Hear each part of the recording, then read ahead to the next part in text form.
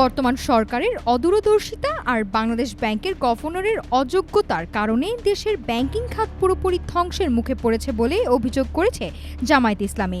দলটির secretary general মিয়া গোলাম পরওয়ার এক বিজ্ঞপ্তিতে দাবি করেছেন, শরিয়া ভিত্তিক 5 ব্যাংকে একীভূত করে গঠিত সম্মিলিত ইসলামী ব্যাংকের কার্যক্রম সম্পূর্ণ মুখ থুবড়ে পড়ছে।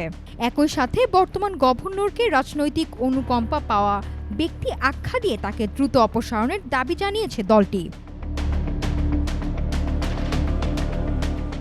দেশের ব্যাংকিং খাতের অস্থিরতা নিয়ে সরকারের বিরুদ্ধে এবার আরও সুর চড়ালো জামায়াত ইসলামী।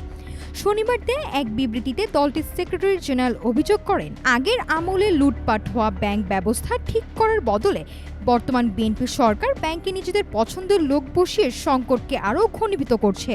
বিবৃতিতে বলা হয়, শরিয়া ভিত্তিক 5 ব্যাংকের সমন্বয়ে যে নতুন কার্যক্রম শুরু হয়েছিল তা গভর্নরের অযোগ্যতা আর সরকারের অনাধিকার চর্চায় ভেস্তে গেছে।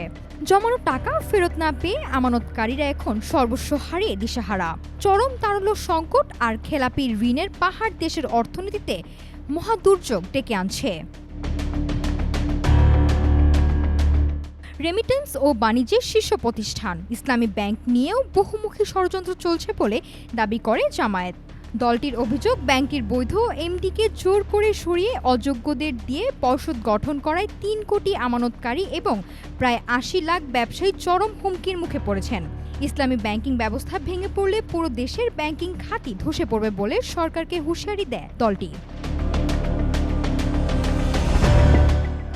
চলতি সংকটের মাঝে জামায়াতের এই প্রকাশ্য ও সরাসরি রাজনৈতিক আক্রমণ দুই দলের নীতিগত বিরোধকে আরও স্পষ্ট করে তুলল।